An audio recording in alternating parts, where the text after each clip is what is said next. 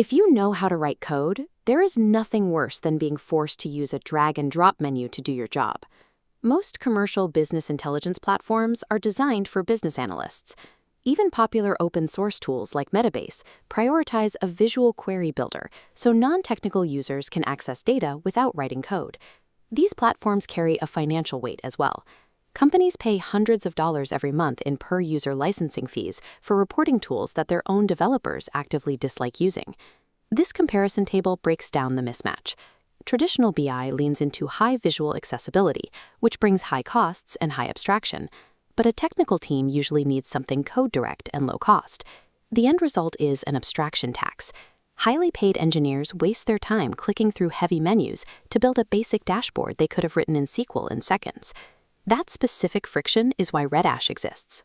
Launched in 2013, it is an open-source tool built specifically for technical teams and data engineers who prefer working directly in the database.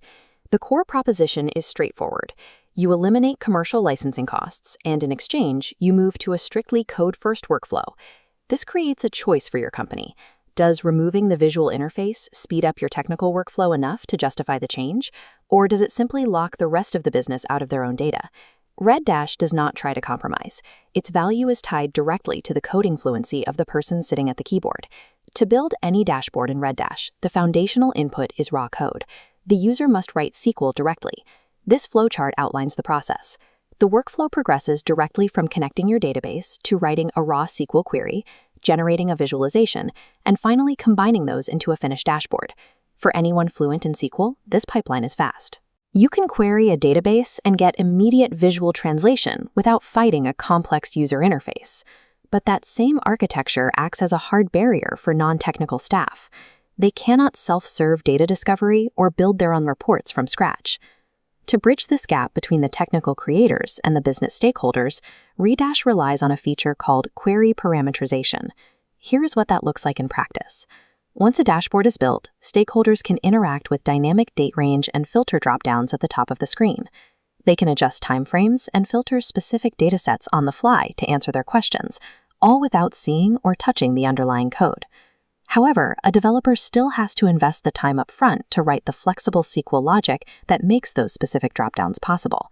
Redash optimizes for the developer's speed. It delegates data consumption to the business stakeholders while gating data creation behind the technical team. Then there is the financial reality of open-source software, particularly when you choose to self-host Redash using its Docker deployment. This quadrant chart maps effort against impact. On the y-axis, we have cost savings, and on the x-axis, IT maintenance effort. Redash self-hosted sits in the high savings, moderate to high effort quadrant. On the savings side, your software licensing costs drop to zero. It does not matter if you have 10 users viewing dashboards or 10,000. But your internal IT team must absorb the burden. They are responsible for server maintenance, managing access control for direct database queries, and running manual configuration backups. When it comes to visualizations, Redash provides a native library that translates your SQL results into standard business charts. The limitation here is variety.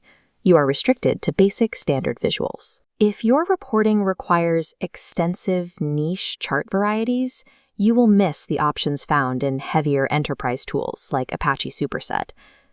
There is also a practical project health warning. Core development activity for Redash has slowed recently, requiring a community health check before you make a major infrastructure commitment. Ultimately, the free price tag is an exchange. You are swapping commercial licensing dollars for internal IT labor and accepting a slower pace of software updates. Deciding to adopt Redash requires honesty about the technical capabilities of the team that will actually build your reports. We can map this with a decision tree. First node, does the report builder write SQL natively? If no, use Metabase. If yes, do you require complex enterprise chart varieties? If yes, use Superset. If you only need standard charting, Redash is your answer. The ideal adoption scenario is a technical operations team or data engineers doing frequent ad hoc analysis, wanting results without clicking through visual menus. The worst-case scenario is rolling this out where marketing or sales managers are expected to log in and build their own reports from scratch. If the team cannot write a join statement, Redash will become a bottleneck, not a solution. If you are migrating to Redash from a commercial platform, keep in mind that your existing queries and dashboards do not transfer over automatically. Because of the code-first design, any visual configurations you built in older BI tools must be manually rewritten as pure SQL. To avoid migration fatigue, don't move everything at once. Start by transferring only your most frequently repeated ad hoc queries and core dashboards. As the tool scales, organization becomes critical. Establish clear naming conventions for queries and dashboards from day one so your library remains easily searchable. Administrators also need to carefully manage access permissions. Redash provides direct access to your underlying databases, which can lead to performance issues or security risks if configured poorly.